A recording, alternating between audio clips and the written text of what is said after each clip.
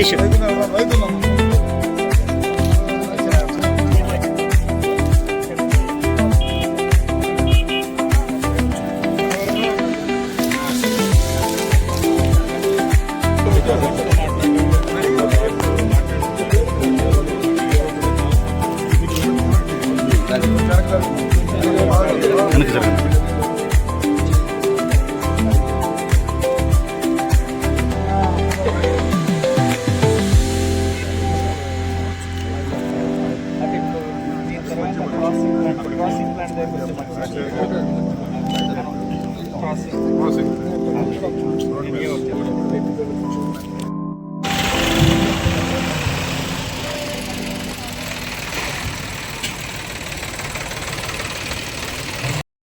శాసనసభ్యులకు ఇక్కడ ప్రజలకు వచ్చిన రైతులకు రైతు నాయకులకు అధికారులకు కంపెనీ వారికి ఇక్కడ మీడియా వారికి అందరికీ నా హృదయపూర్వక నమస్కారం.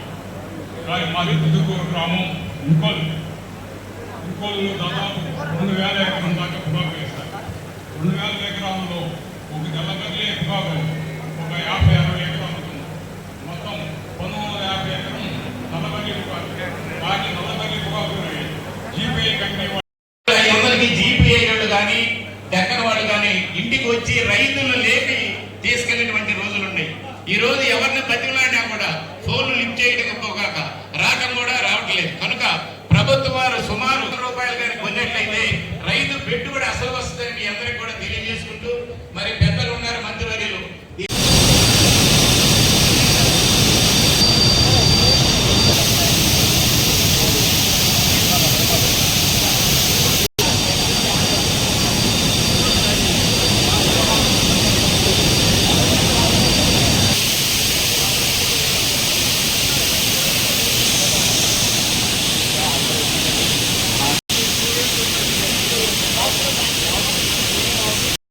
నుంచి కొనుగోలు ప్రారంభించాలి.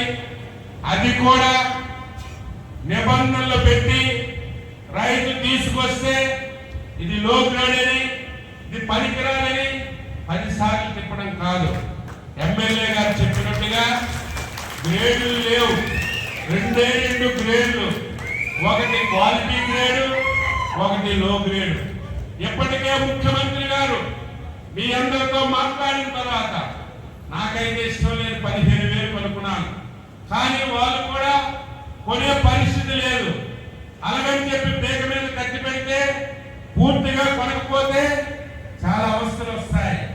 రైతుకి నష్టం జరగవచ్చు, ఇచ్చిన డబ్బు సరిపోకపోవచ్చు, పెట్టుబడి రాకపోవచ్చు, కానీ కొంతవరకైనా సరే ఇబ్బంది కలగకూడదనే ఆలోచనతో 12,000 రూపాయలకి గ్రేడ్ ఏ ఇచ్చే పరిస్థితిలో కొనాలి. 5,000 6,000కి గ్రేడు ఏదైతే లో గ్రేడ్ ఉందో ఈ 2 ధరలకు కొనాలి. దేవుడి దయ వల్ల ఇంటర్నేషనల్ లో పెరిగితే మీకు ₹1 వస్తే మీరే తినండి, అభ్యంతరం లేదు. కానీ పెరిగినా తగ్గినా ఈ రోజు పెట్టినటువంటి ధరల్ని తప్పనిసరిగా మీరు కొనాలని చెప్పి తెలియజేస్తున్నాను. అవసరమైతే మీకు సిబ్బంది లేకపోతే మా శాఖ తరఫున అందరినీ డిప్యూటేట్ చేస్తాం. మార్కెట్ యార్డులు ఉన్నాయి, మండీలు ఉన్నాయి, మీకు ఫెసిలిటేట్ చేస్తాం. రేపటి నుంచి స్పీడ్ పెంచవలసినటువంటి అవసరం ఉందని ఈ సందర్భంగా తెలియజేస్తున్నాను. నేను కూడా మీ బాధలు మీ ఇబ్బందులు మరొకసారి ముఖ్యమంత్రి దృష్టిలో పెడతాను.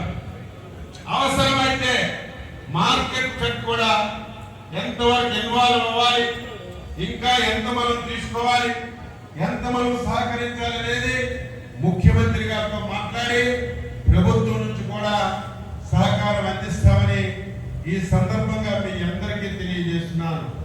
రైతు ఇప్పుడే బాధ కలిగింది, ఒక గ్రామంలో ఒక రైతు చనిపోయాడని.